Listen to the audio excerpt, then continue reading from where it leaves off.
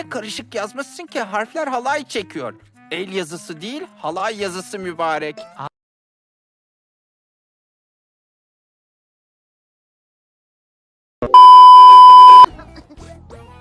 Olamaz. Kim bilir nereye düşecek? Aa!